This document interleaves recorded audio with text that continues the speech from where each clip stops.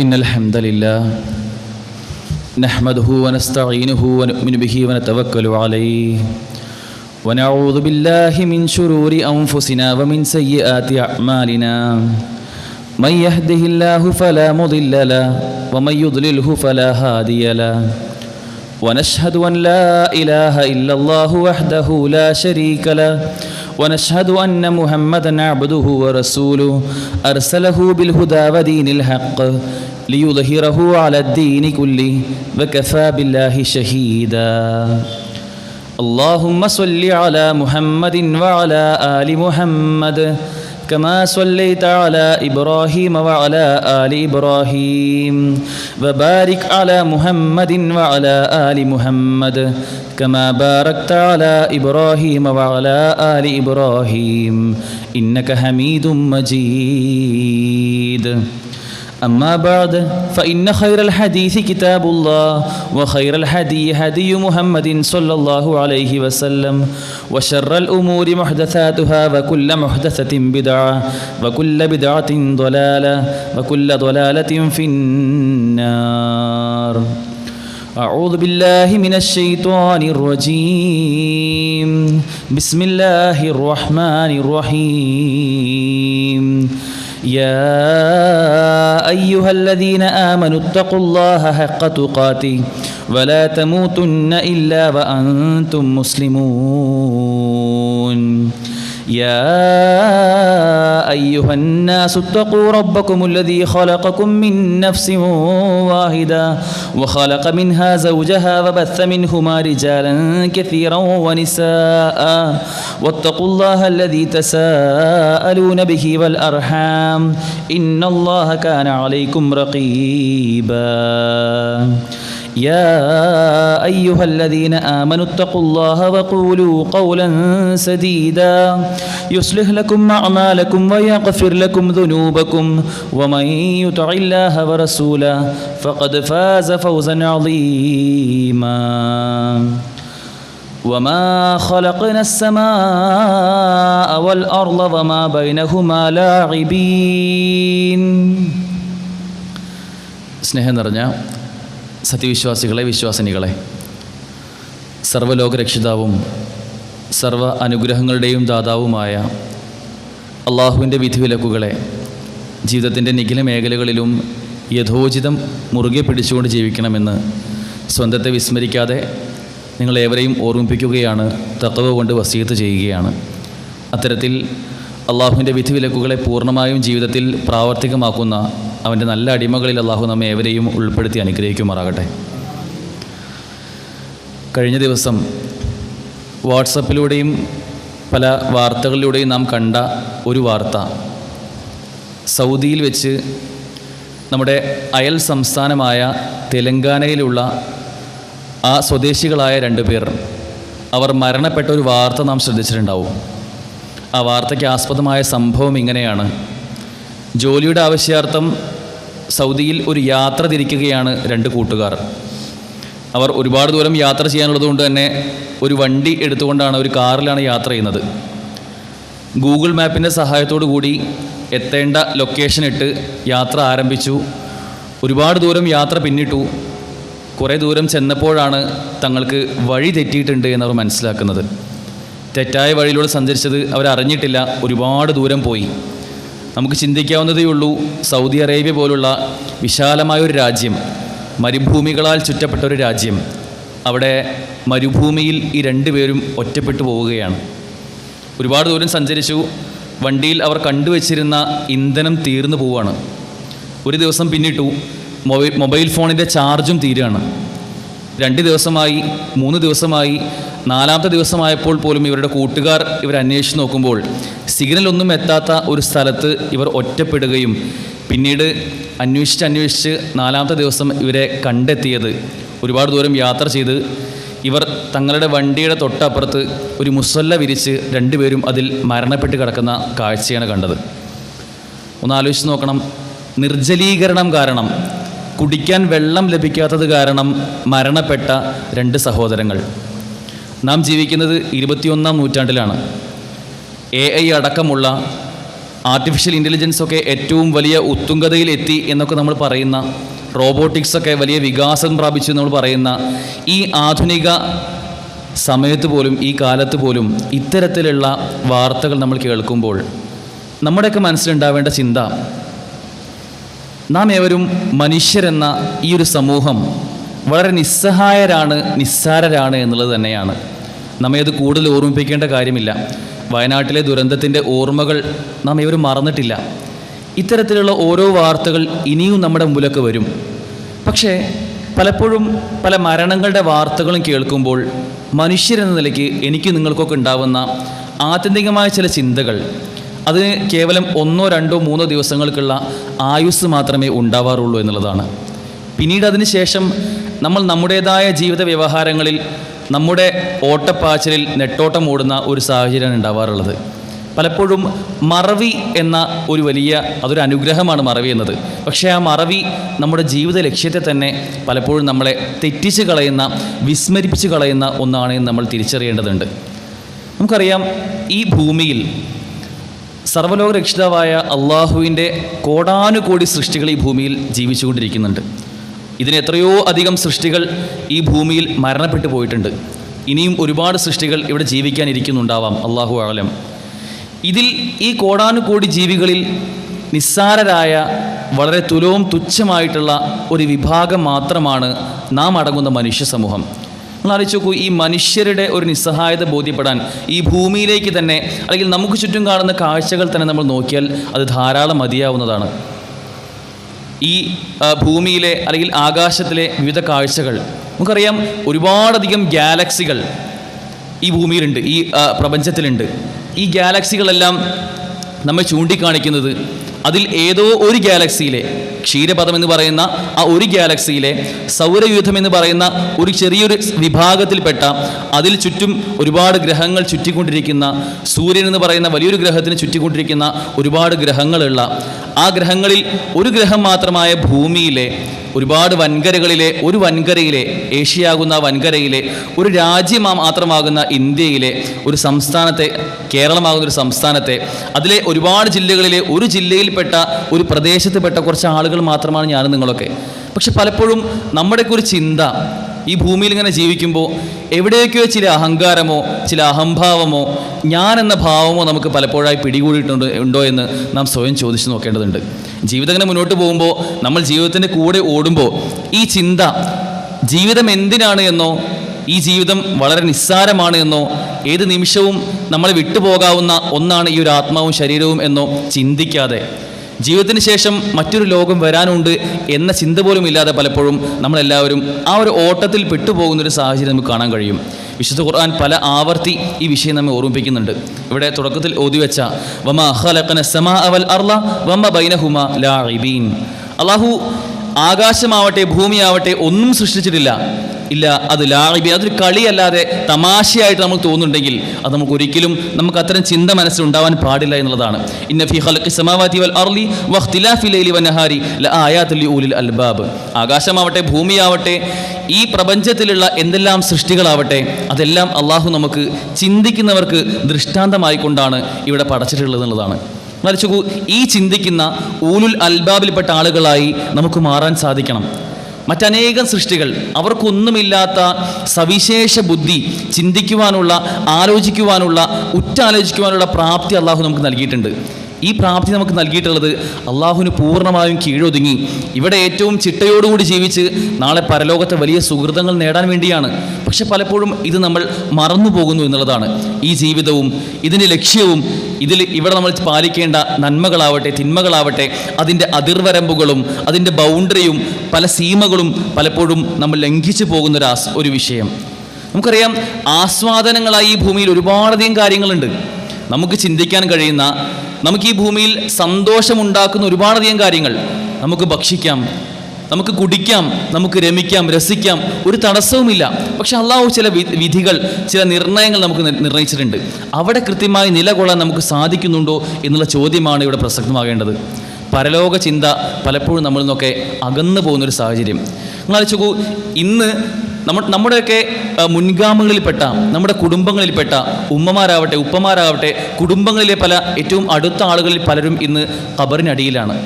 അവരെല്ലാം മരണപ്പെട്ട ആ ദിവസമോ 1-2 ദിവസമോ ശേഷം മാത്രം നമുക്ക് ആ ചിന്ത ഉണ്ടായേക്കാം.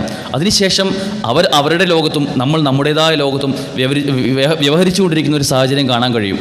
ഇതൊരിക്കലും ഒരു മുസ്ലിമിന് ഉണ്ടായിക്കൂടാ എന്നതാണ് പറഞ്ഞതിൻ്റെ ചുരുക്കം.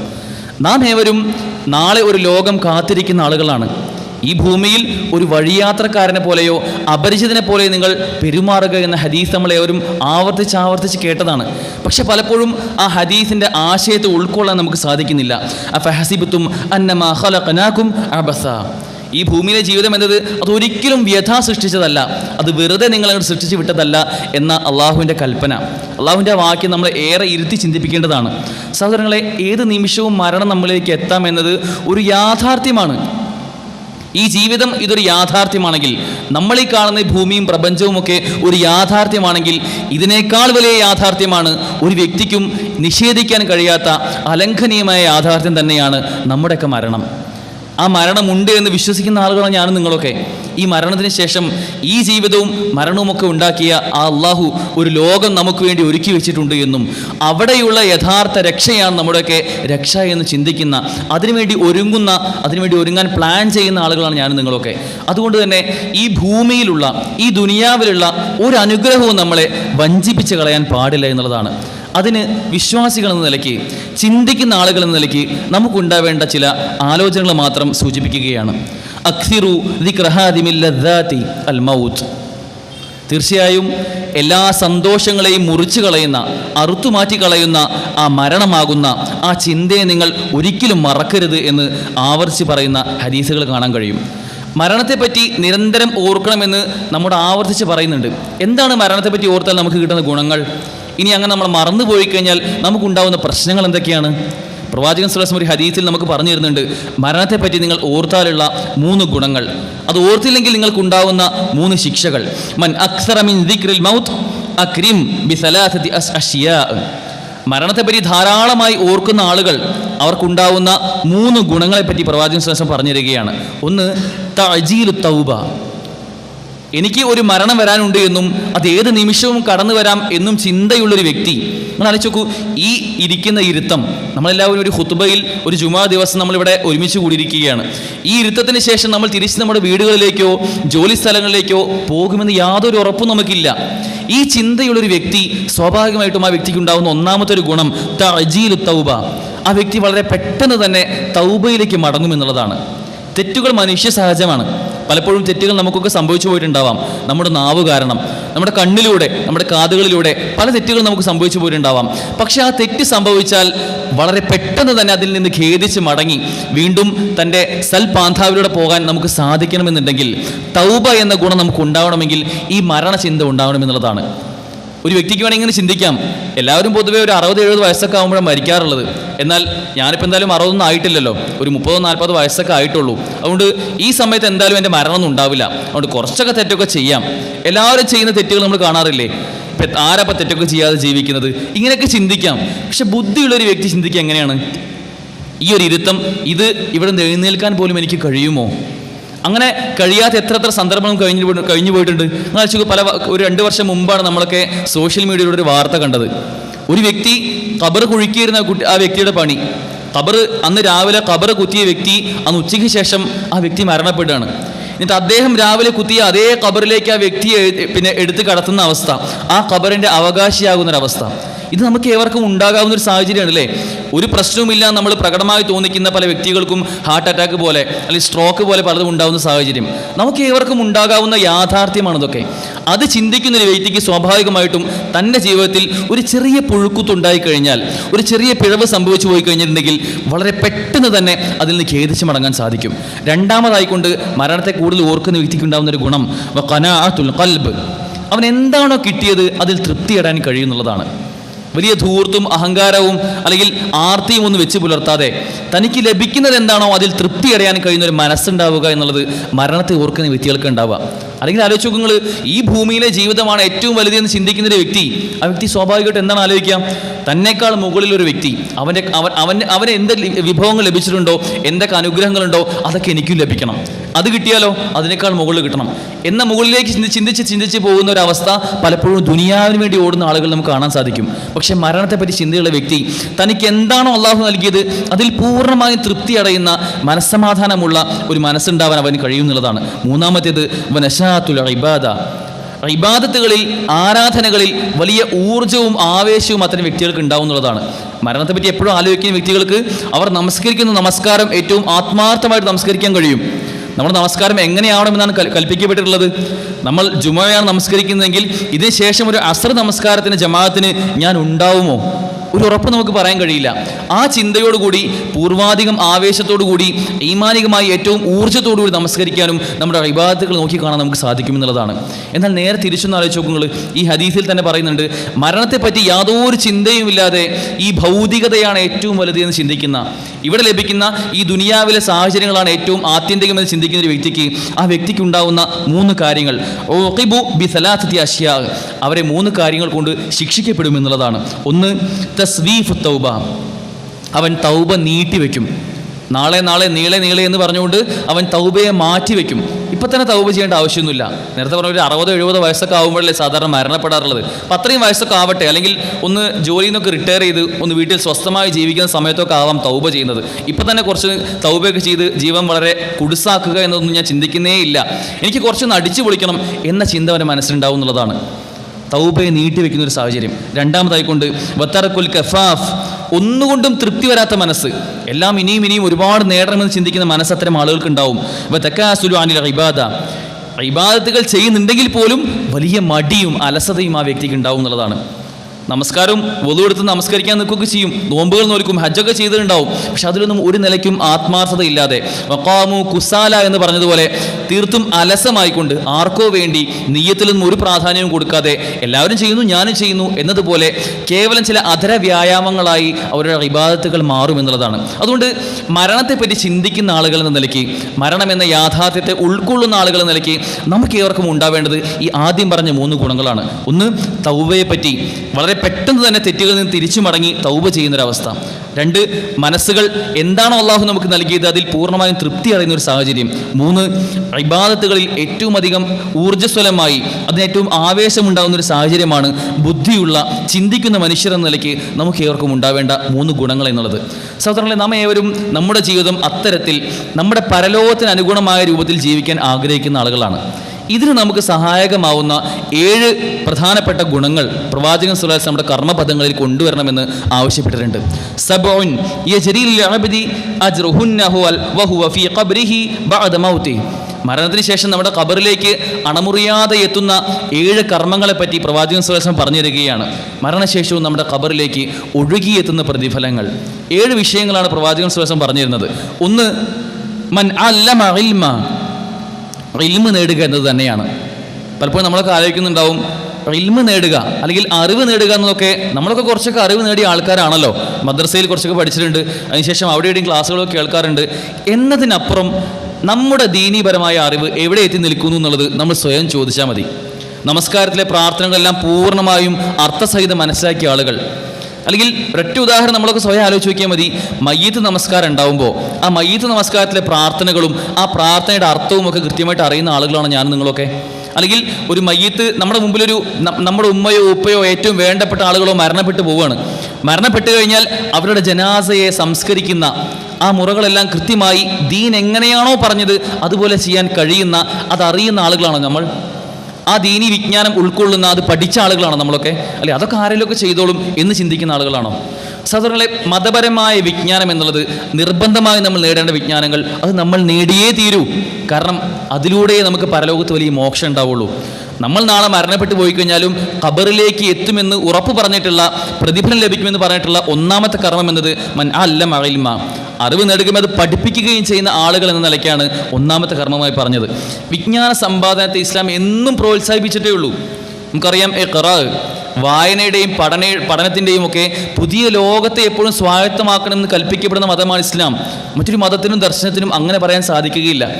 എപ്പോഴും പഠിച്ചുകൊണ്ടേയിരിക്കണം എന്നതും ആ പഠനം മതപരമായ പഠനത്തെ ഏറ്റവും ആത്യന്തികമായി നമ്മൾ കാണണമെന്നും ആ പഠനത്തിലൂടെയാണ് നമുക്ക് നാളെ പരലോകത്ത് മോക്ഷം ഉണ്ടാവുകയുള്ളൂ എന്നും പഠിപ്പിക്കപ്പെട്ട ആളുകളാണ് ഞാൻ നിങ്ങളൊക്കെ.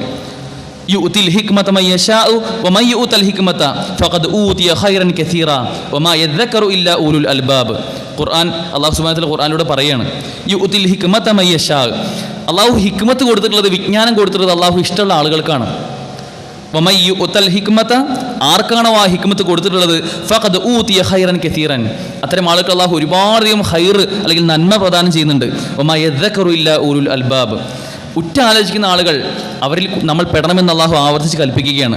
സോ ഇവിടെ ഈ ആയത്തിൽ പറഞ്ഞ ഹിക്മത്തിൻ്റെ വിവക്ഷയായിക്കൊണ്ട് പണ്ഡിതന്മാർ പറയുന്ന ഒരുപാടധികം കൗൽ നമുക്ക് കാണാൻ കഴിയും.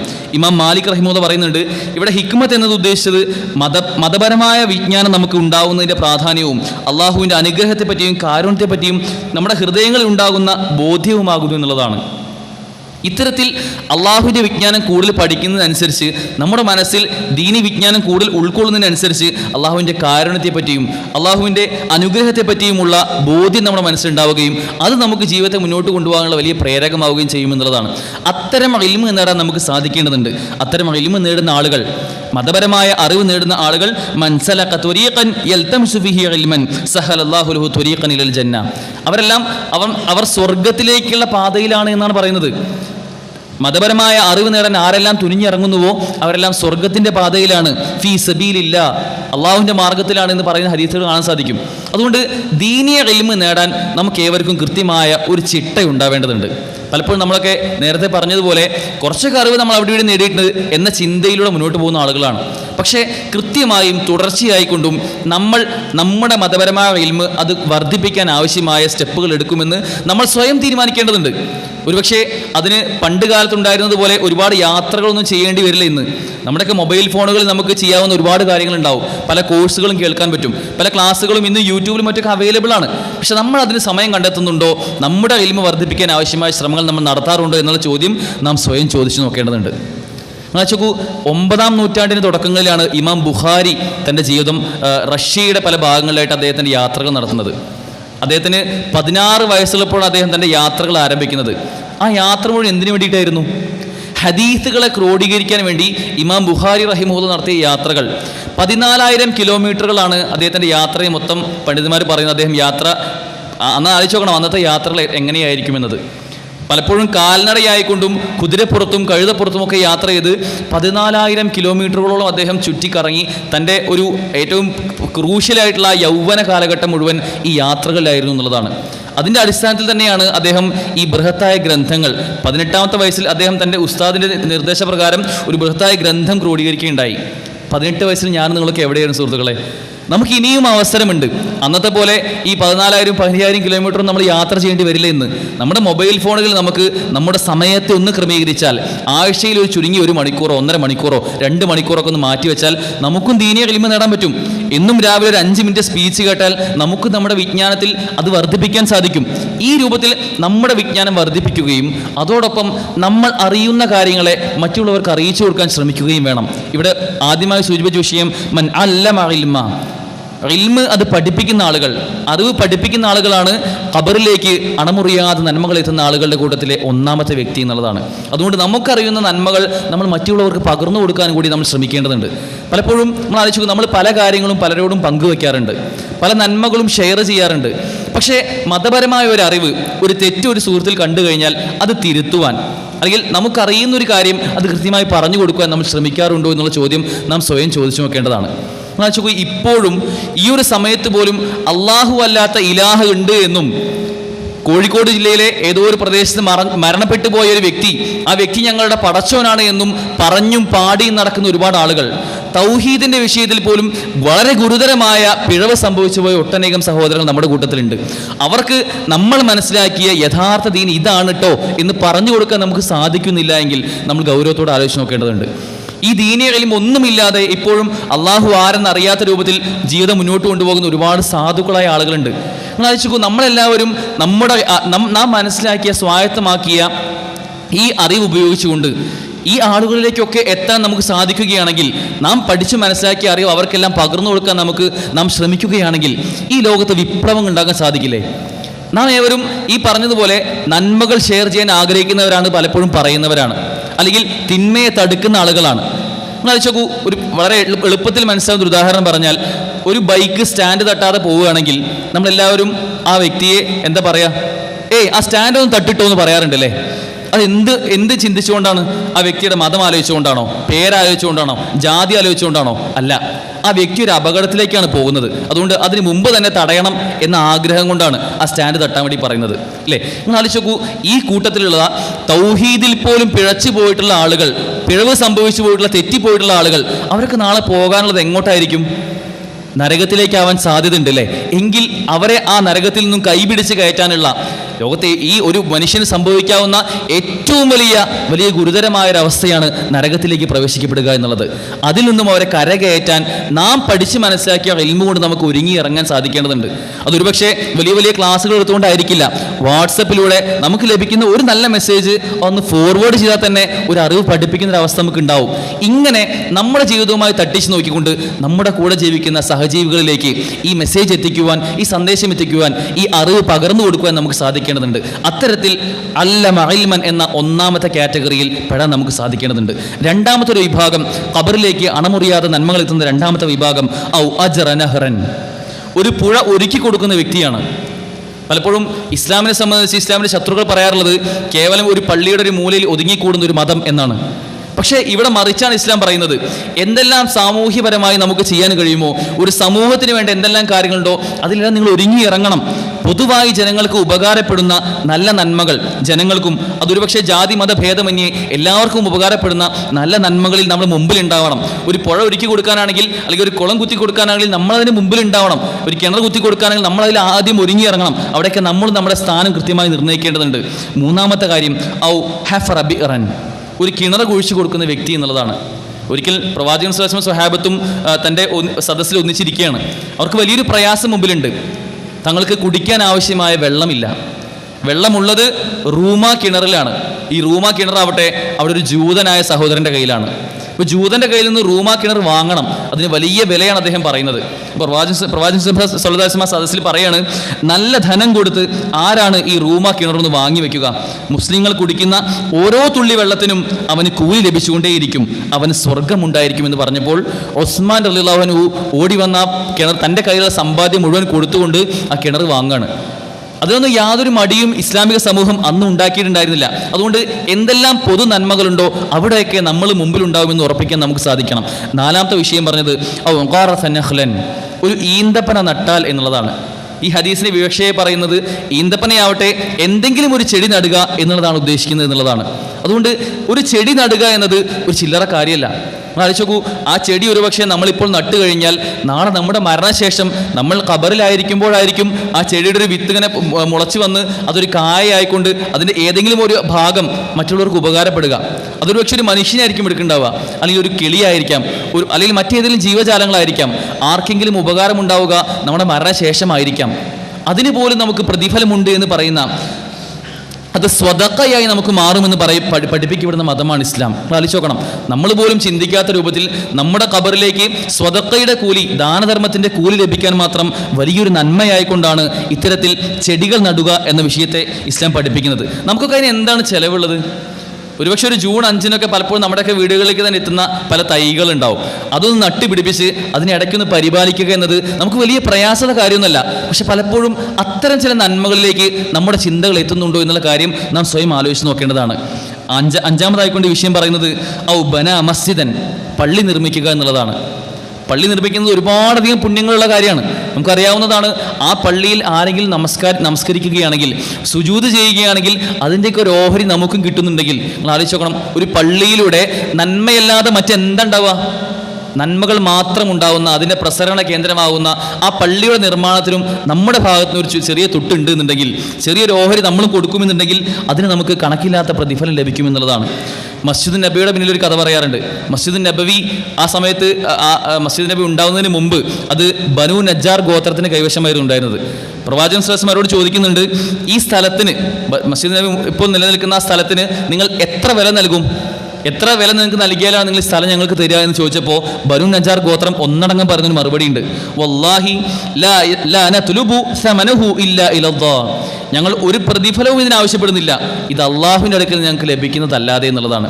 അള്ളാഹിൻ്റെ അടുക്കൽ നിന്ന് എന്താണ് ഞങ്ങൾക്ക് ലഭിക്കുന്നത് അത് പൂർണ്ണമായും സന്തോഷത്തോടുകൂടി ഞങ്ങൾ സ്വീകരിക്കുന്നു, അല്ലാത്തൊന്നും ഞങ്ങൾക്ക് വേണ്ട റസൂലേ എന്ന് പറഞ്ഞ് തങ്ങളുടെ ഈ ഒരു ഭൂമി വഖഫായിക്കൊണ്ട് ദാനം ചെയ്യുന്ന ആ ദാനം ചെയ്ത ആ ഭൂമിയിലാണ് മസ്ജിദ് നബവി സ്ഥിതി ചെയ്യുന്നത്. ആലോചിച്ച് നോക്കണം, മസ്ജിദ് നബവിയുടെയൊക്കെ പുണ്യവും ശ്രേഷ്ഠത എത്രത്തോളാണ്.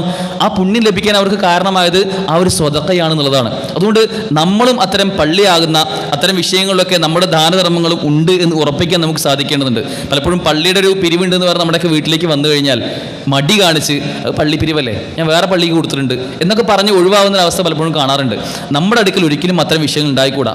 ഈ പള്ളിയിലൂടെ തൗഹീദ് പ്രസരിക്കുന്ന പള്ളിയാണെങ്കിൽ അതിന് ദാനധർമ്മം ചെയ്യാൻ നമുക്ക് യാതൊരു മടിയും ഉണ്ടായിക്കൂടാ എന്ന ചിന്ത കൂടി നമ്മുടെ മനസ്സിലുണ്ടാവേണ്ടതുണ്ട്. ആറാമതായിക്കൊണ്ട് ഒരു മുസ്ഹഫിൻ്റെ കോപ്പി അത് കൊടുക്കുകയാണെങ്കിൽ അതിനും ഈ പറഞ്ഞതുപോലെ ഖബറിലേക്ക് അണമുറിയാത്ത നന്മകൾ ലഭിക്കും എന്നുള്ളതാണ്. നാം ദാനം ചെയ്ത നമ്മുടെ സമ്പത്ത് കൊണ്ട് ഒരു മുസ്ഹഫിൻ്റെ കോപ്പി ഒരു വ്യക്തിക്ക് കൊടുത്തിട്ടുണ്ടെങ്കിൽ ആ വ്യക്തി ഓതുന്ന ആ മുസ്ഹഫിലെ ഓരോ ഖുർആൻ വാചകത്തിനും നമുക്കും പ്രതിഫലം ലഭിക്കുമെന്ന് പറയുമ്പോൾ എത്രത്തോളം ശ്രേഷ്ഠകരമായ കാര്യങ്ങളൊക്കെ. അത്തരത്തിൽ മുസ്ഹഫ് കൊടുക്കുക, പലപ്പോഴും അതിൻ്റെ നിയ്യത്താണ് നമ്മൾ പ്രാധാന്യത്തോടെ കാണേണ്ടത്.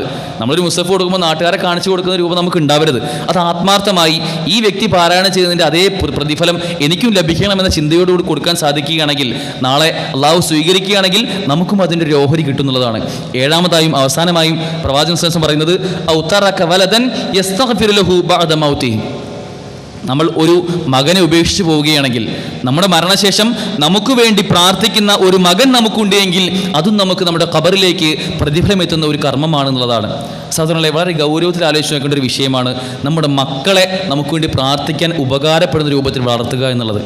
പല രക്ഷിതാക്കളും പലപ്പോഴും മക്കളില്ലാത്ത രക്ഷിതാക്കൾക്ക് ഉള്ളതിനേക്കാൾ ഏറ്റവും വലിയ ആശങ്കയാണ് അവരുടെ കൗമാര പ്രായത്തിൽ വളരുന്ന രക്ഷിതാക്കൾക്കുള്ളത്.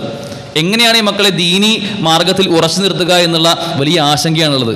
ഒരൊറ്റ പരിഹാരം മാത്രമേ ഉള്ളൂ, നമ്മൾ നമ്മുടെ ജീവിതം കൊണ്ട് അവർക്ക് മാതൃകയായി കാണിച്ചു കൊടുക്കുക. നമ്മുടെ ജീവിതവുമായി ചേർത്ത് നിർത്തിക്കൊണ്ട് അവരെ ഇബാദത്തുകളുടെ കാര്യത്തിലാവട്ടെ, ദീനീപരമായ എന്തെല്ലാം വിജ്ഞാനങ്ങളുടെ കാര്യത്തിലാവട്ടെ അവരെ കൂടെ ചേർത്ത് നിർത്തിക്കൊണ്ട് നമ്മൾ സ്വയം മാതൃകയായിക്കൊണ്ട് അവരെയും നമ്മുടെ കൂട്ടത്തിൽ ഒരുമിച്ച് കൊണ്ടുപോകാനും ഈ ഭൂമിയിൽ എന്തെല്ലാം കർമ്മങ്ങളിലൂടെ നമുക്ക് കൺകുളിർമ ലഭിക്കുമോ അതെല്ലാം നേടിയെടുക്കാനും അവരെയും അത്തരത്തിലുള്ള നല്ല കാര്യങ്ങളിൽ നമ്മുടെ കൂടെ കണ്ടെത്തുവാനുള്ള സമയം നമ്മൾ നൽകണം. പലപ്പോഴും വിദ്യാർത്ഥികളുടെ അല്ലെങ്കിൽ മക്കളുടെ അക്കാഡമിക്സ് കാര്യങ്ങൾ മാത്രം നമ്മൾക്ക് ശ്രദ്ധിക്കുന്ന ഒരു സാഹചര്യം കാണാറുണ്ട്. പക്ഷേ നാളെ നമുക്കും അവർക്കും ഒക്കെ പോകാനുള്ള ആ പരലോക ലോകത്തേക്ക് വേണ്ടിയിട്ടുള്ള വിഭവങ്ങൾ സ്വരൂപിക്കാൻ മക്കളെ ചേർത്ത് നിർത്താൻ പലപ്പോഴും നമ്മൾ മറന്നു പോകുന്നൊരു സാഹചര്യവുമുണ്ട്. അതുകൊണ്ട് ആ വിഷയത്തിൽ പോലും ഒരു നിലയ്ക്കും തെറ്റ് സംഭവിച്ചു പോകുന്ന ആളുകളിൽ നമ്മൾ ഉൾപ്പെട്ടു പോകരുത്. നമ്മുടെ മക്കളെ നമ്മളെപ്പോലെ തന്നെ ചേർത്ത് നിർത്തിക്കൊണ്ട് മതപരമായ വിജ്ഞാനം കൃത്യമായി നൽകിക്കൊണ്ട് എവിടെയാണ് അവർക്ക് പിഴച്ചു പോകുന്നത് ആ പിഴവ് കൃത്യമായി അവരെ ബോധ്യപ്പെടുത്തിക്കൊണ്ട് നല്ല കൂട്ടായ്മകളിൽ നല്ല കൂട്ടുകെട്ടുകളിൽ അവരെ ഉൾപ്പെടുത്തിക്കൊണ്ട് മുന്നോട്ട് പോകാൻ നമുക്ക് സാധിക്കണം. അത്തരത്തിൽ നല്ല മക്കളുണ്ടെങ്കിൽ ആ മക്കളും നമുക്ക് വേണ്ടി പ്രാർത്ഥിക്കുന്നവരാണെങ്കിൽ അതും നമുക്ക് ഖബറിലേക്ക് നാളെ നമ്മൾ മരണപ്പെട്ടു പോയി കഴിഞ്ഞാൽ നമുക്ക് അണമുറിയാത്ത നന്മകൾ ലഭിക്കാൻ കാരണമാവുമെന്നാണ് ഈ ഹദീസിൻ്റെ ആകെത്തുകയെ മനസ്സിലാക്കേണ്ടത്. അത്തരത്തിൽ നന്മകളിൽ കൂടുതൽ മുന്നേറുവാനും നമ്മൾ നാളെ മരണപ്പെട്ട് പരലോകത്തെത്തുമ്പോൾ നമ്മുടെ ഖബറിലെത്തുമ്പോൾ വിചാരണയുടെ വേളയിൽ നമുക്കൊക്കെ വലിയ മുതൽക്കൂട്ടുകളാവുന്ന ഒരുപാട് കർമ്മങ്ങൾ നെയ്തെടുക്കുവാനും നമുക്ക് സാധിക്കേണ്ടതുണ്ട്. അള്ളാഹു തൗഫീഖ് നൽകട്ടെ.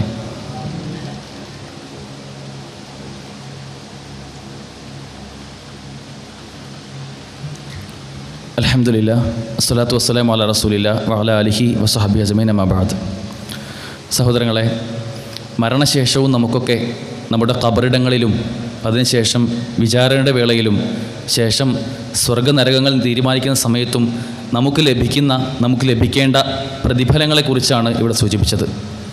മരണം മുറിക്കാത്ത 7 കർമ്മങ്ങളാണ് ഒന്നുകൂടി ആവർത്തിക്കുന്നത്. 1, അറിവ് പഠിപ്പിക്കുക എന്നുള്ളതാണ്. 2, പുഴ ഒരുക്കി കൊടുക്കുക, കിണർ കുഴിച്ചു കൊടുക്കുക, ചെടി അല്ലെങ്കിൽ മരം നടുക, പള്ളി നിർമ്മിക്കുക, മുസ്ഹഫിൻ്റെ കോപ്പി കൊടുക്കുക, മരണാനന്തരം പ്രാർത്ഥിക്കുന്ന നല്ല മക്കളുണ്ടാവുക എന്നുള്ളതാണ്. ഈ രൂപത്തിൽ നോക്കുകയാണെങ്കിൽ ഒരുപാട് ഇത്തരത്തിൽ ഹദീസുകൾ നമുക്ക് കാണാൻ സാധിക്കും. നാളെ നേരത്തെ പറഞ്ഞതുപോലെ നമുക്കൊക്കെ വളരെ ചെറിയ രൂപത്തിൽ ചെറിയ പരിശ്രമം ഇട്ടുകൊണ്ട് തന്നെ ഒരുപാട് പ്രതിഫലം നേടാൻ ആഗ്രഹിക്കുന്ന ആളുകളാണ് ഞാനും നിങ്ങളൊക്കെ. അത്തരത്തിൽ വലിയ പ്രതിഫലം നേടാൻ ആവശ്യമായ അതിന് സഹായകമാകുന്ന ചില കർമ്മങ്ങൾ മാത്രമാണ് സൂചിപ്പിച്ചത്. ഇത്തരത്തിൽ നമ്മുടെ ജീവിതവുമായി ചേർത്ത് വെച്ചുകൊണ്ട് എവിടെയാണ് നമ്മുടെ ജീവിതം ജോലി സാഹചര്യങ്ങളിലും നമ്മുടെ ജീവിതത്തിൻ്റെ വ്യവഹാരങ്ങളിലുമൊക്കെ നന്മകളിൽ ഏറ്റവും അധികം മത്സരിക്കുവാൻ വിശുദ്ധ ഖുർആൻ പല ആവർത്തി നമ്മോട് പറഞ്ഞതാണ്.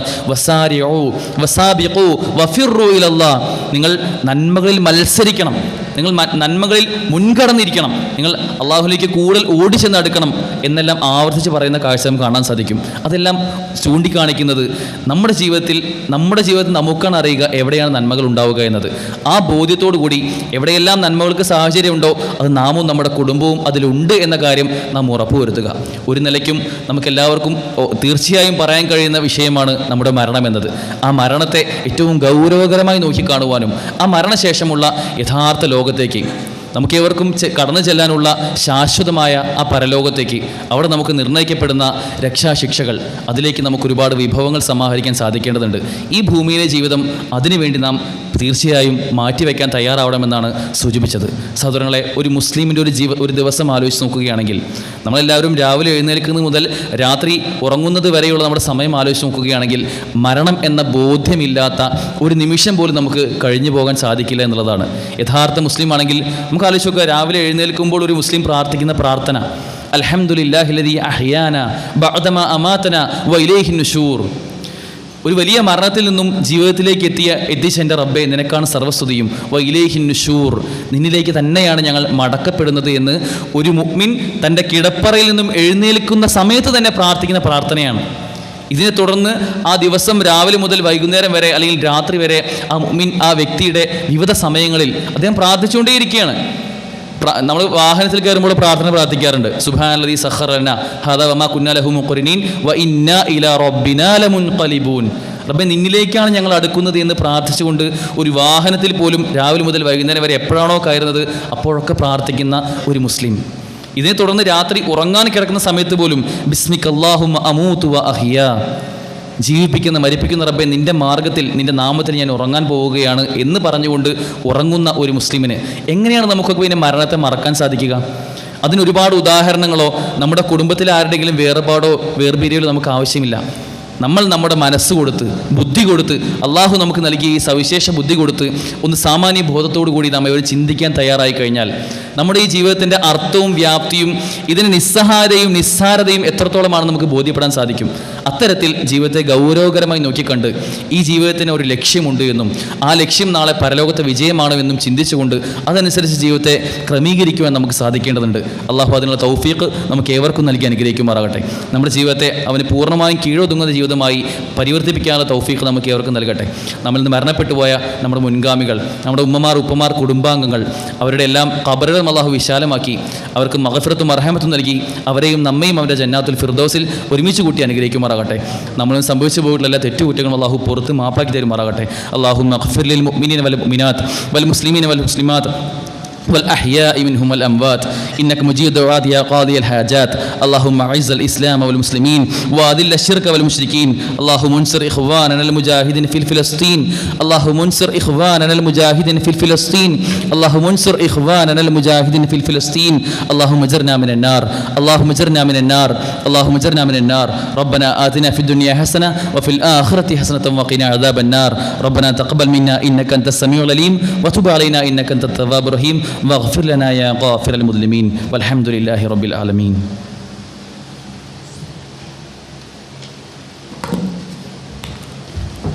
الله أكبر الله أكبر أشهد أن لا إله إلا الله أشهد